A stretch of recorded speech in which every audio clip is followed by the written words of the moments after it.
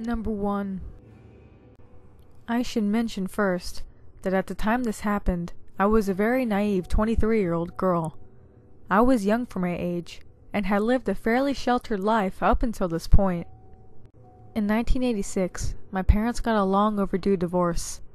So we, my mother, brother, sister, and I, moved out of our home in Orange County, California, to a house about 40 minutes east of Fontana in San Bernardino County. I had no idea that the area was well known for its crime and gang activity. Like I mentioned before, I was very sheltered, so the idea of anything bad happening to me never even crossed my mind. We were really struggling those days, and we had no choice but to move in before the house was finished, by entering through the garage. In order to help pay the bills, the only full-time job I could find at the time was at a Jack-in-the-Box restaurant, about 7 miles away from our new home. And since I obviously couldn't afford a car, and there was no bus service yet, I was forced to walk to and from work every day. The 2 long roads that I took were all but deserted. I barely ever saw any traffic during my first 5 miles on Harupa, the road leading to and from my house. And at the time, it was just a run down a 2-lane road that intersected with Sierra Highway, also just another 2-lane road. Across the street from where I was walking on Harupa, there were rows and rows of dead grapevines, remnants of the vineyards that used to populate the area. I always walk on the north side of the road to and from work.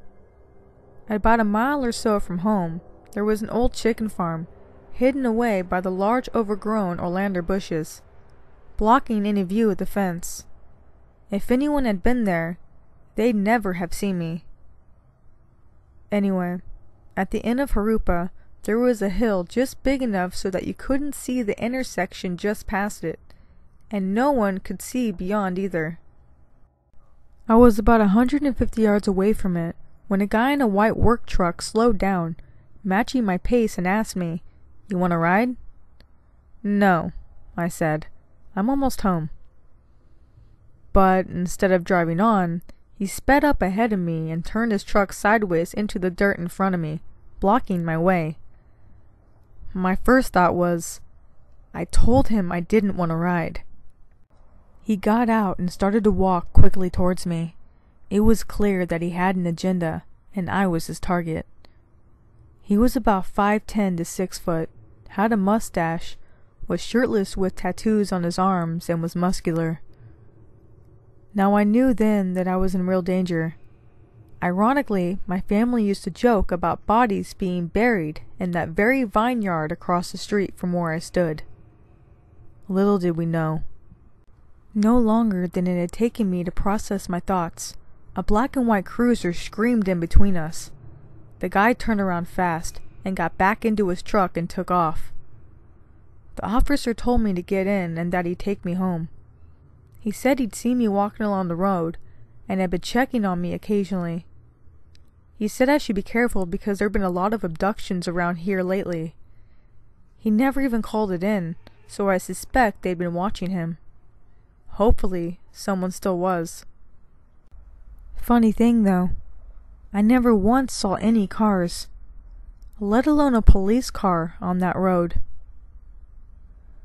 Later that evening, I had told my sister about what happened, and she said that she had been worried about me all day. Maybe she felt my danger. Fast forward 19 years. I was watching a program on YouTube about serial killers. I've always been fascinated by what makes them do what they do. Anyway, to my horror, I recognized him. His name was James Gregory Marlowe, and he called himself the Folsom Wolf. According to the program, and articles I read shortly thereafter, he had been kidnapping women in that area at the time, and had even buried one of his victims in that same vineyard. Some time after this happened, I was able to buy my own home where the vineyard had been. I have to wonder if the body he buried was near where my house now stood. James Marlowe was arrested in late 1986 and executed for his crimes in 1991. I've included a link about him below. If you think it can't happen to you, or your daughters, or someone you love, think again.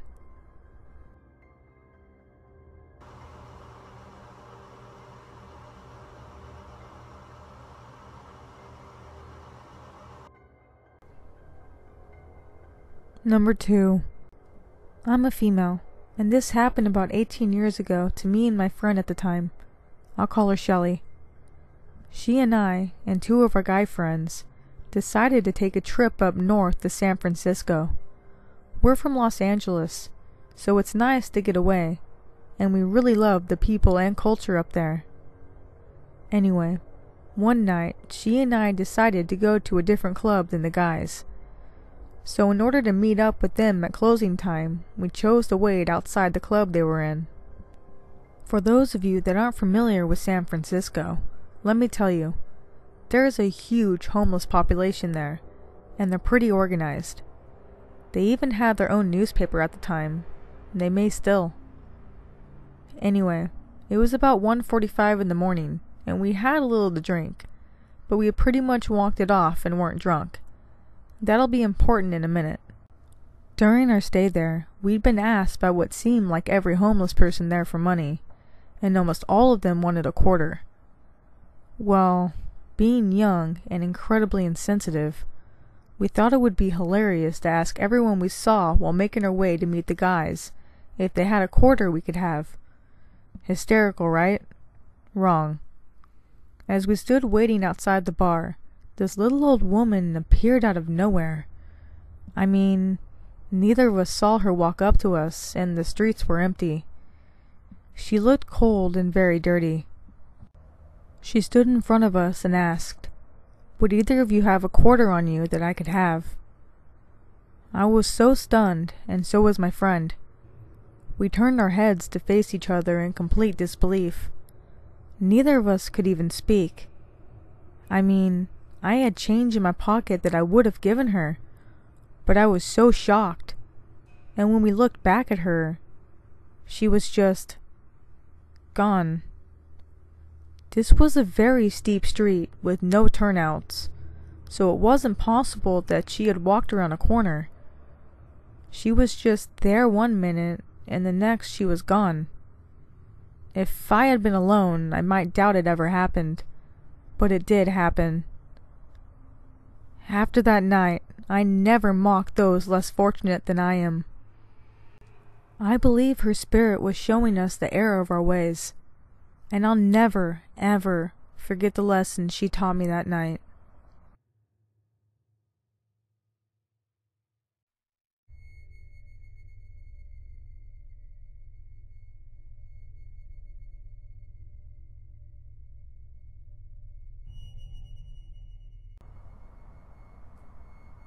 Number 3. I was a very sheltered kid when I was growing up. My mom was your standard helicopter parent, but my father usually had a little more finesse about letting me think I had more freedom, even if he was still keeping an eye on me. But more on that later. My mom worked a standard 9 to 5 at the time, but my father was self-employed, so he usually arranged his hours to be home when I got back from school. One day, I asked for $5 so I could ride my bike 10 blocks down to the nearby convenience store and buy a snack. Something I enjoyed greatly, because my father let me go by myself, so it was one of the few times I wasn't cooped up under the watchful eye of an adult. I was at that age where I was starting to want more freedom. My father then received an urgent call from one of his clients and had to go meet with him.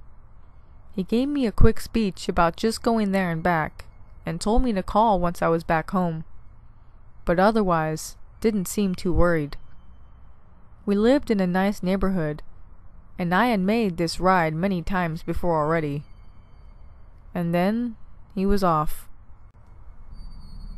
It was a windy day as I was winding my way through the neighborhood. I was 2 blocks away from the store when a car rolled up to me out of one of the cul-de-sacs. Inside was a well-groomed man, maybe in his 30s.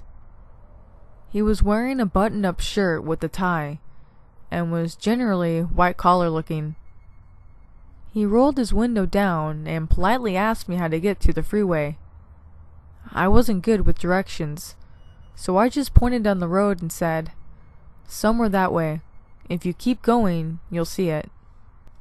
While I said this, I noticed he had his hand on something odd-looking, down somewhat close to where the stick shift would be on a manual.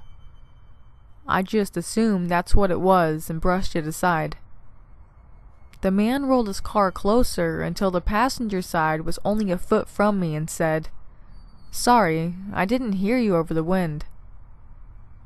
Starting to feel those instinctual spine tingles you get when something's wrong, but not wanting to be rude, I repeated myself. It was at this point that I gasped, and my whole body went numb. The odd thing his hand was wrapped around was not the stick shift. He was holding his penis and was completely naked from the waist down. Still polite, he asked, "Could you get in and show me the way?"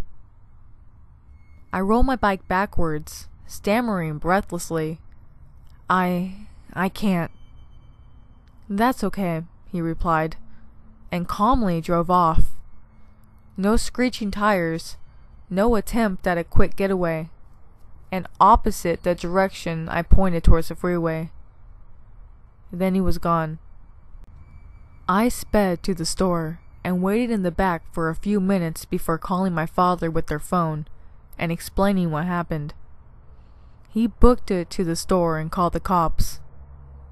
The officer who responded said it was pointless to call without plate numbers, something I was too shocked to get at the time, or any other identifying information.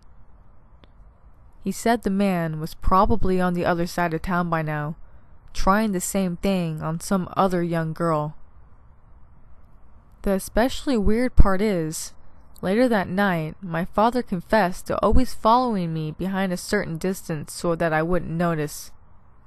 This was the first time that he didn't. Thankfully, over a decade later, nothing involving this man happened again. Thank you for listening. If you enjoyed this video, leave a thumbs up and also subscribe for future content. Remember, if you would like to submit your own true scary story, you can do so to the email in the description below. Until next time, keep your lights on. You never know what's hiding in the dark.